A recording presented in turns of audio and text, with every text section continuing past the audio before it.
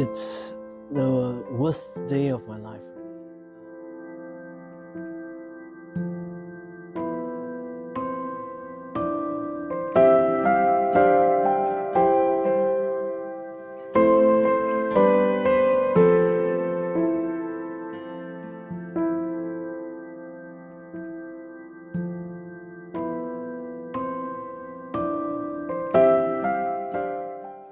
It all started with me discovering I have some rashes on my left breast, and I thought it would go away with rash cream, so I applied the rash cream, but within 1 to 2 weeks it didn't go away. So what happened is that my breast started to harden, the left breast started to harden, and I thought the hardening was like similar to when I last breastfed my 2 kids. It was like, your 2 breasts will get milk clog, but this time it was like just left one side. So these 2 uncertainties makes me very uneasy. So I quickly made an appointment and I went to check. The doctor actually did an ultra scan and just like visual looking at my left breast. Immediately, the word that comes out from the mouth, it was suspicious. So I was like, okay. And so when she did the scan, she says, very suspicious. I think we have to do a biopsy for you right away.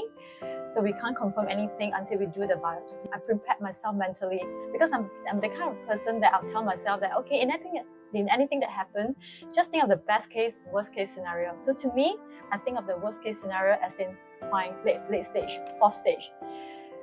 But when the door was open and I was seated in front of her, when she confirmed that it was 3rd to 4th stage, I can't accept it. My tears just rolled down my cheek, and I was like, there were points when I asked God, why me? Instant things that goes to my mind was my 2 kids. They were young, they were just last year as a 5 years old and 3 years old. And the thought that comes to my mind is that, am I going to die soon? How many more months do I have? My husband, he was there with me during the diagnosis. And my sister as well.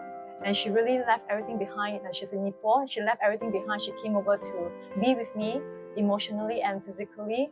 So I realized that these are all the precious things.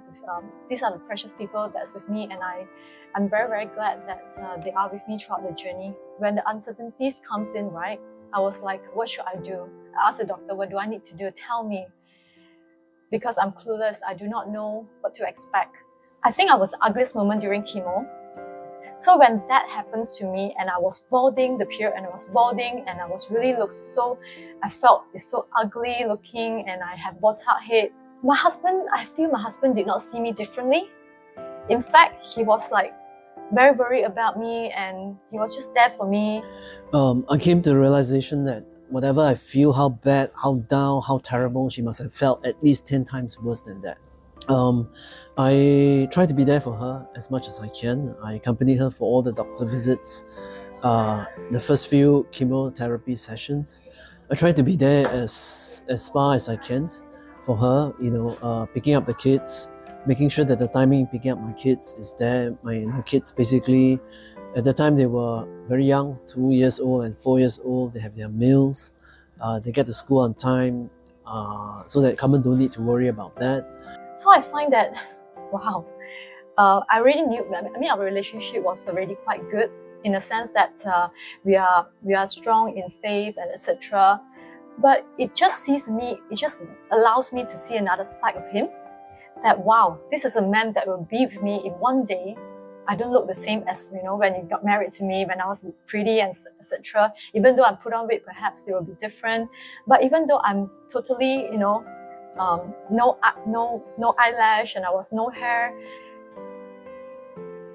The session at first, I was quite worried it's gonna be painful, etc. And I asked questions, especially the doctor that I met, Dr. Daniel. He's really kind. He really answered all my questions and all my doubts and clarified all my uncertainties.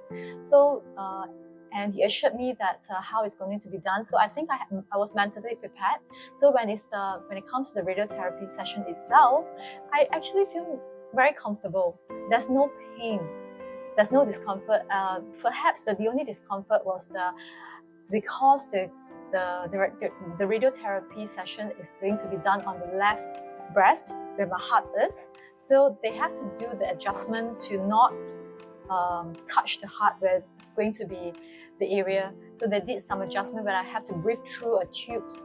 And that's the only time I have to hold my breath for like 10, 20, 30 seconds. I was like, can I do it? And I think I did it with practice for the consecutively 21 days.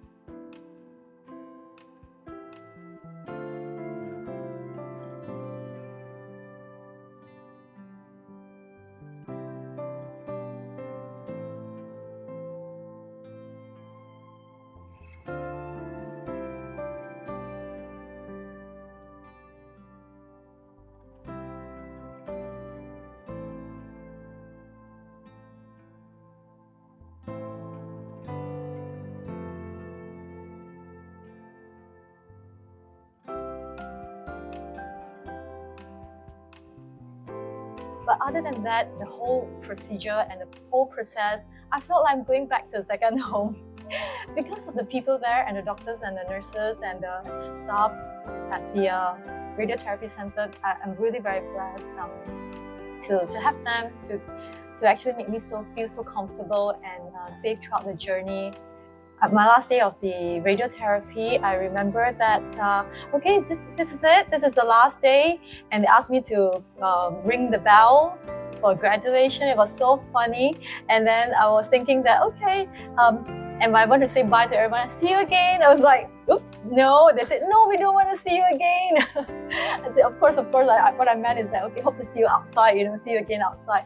So it was that lovely journey with me with ARO, and I really want to thank each and every one of you. So I feel that how it changed the perspective of my life is that since cancer is random and it's a random thing that can happen to my life and it's not within my focus, within my ability to control. So it's something that I shouldn't be focusing on. So now I focus on what I can do. I focus on myself and focus what I can do to share my stories, to inspire others, to create awareness that of my journey that I went through with people. So perhaps they can just kind of like have this reflection that, oh yeah, perhaps they should go for regular checks, or they should perhaps don't take things in life for granted, things that we normally do. For me, I'm very, very blessed. I feel that I'm reborn physically, emotionally. There's nothing he could ask for. He would just wish me to get better, and then so that we can do things that we want and travel the world. That's why we have plans for trips to go in the next few months to just be happy. Yeah, so exciting. So I'm very, very thankful for each and everyone who has played a role and part in my journey. I'm really, really very grateful. Yeah. She's the best thing that happened to my life. I will always love you forever. And I've agreed with her parents that I will always take care of her for the rest of my life. So this is something that I wish to tell her. And obviously now with our wonderful kids, we want to have life together for as long as possible.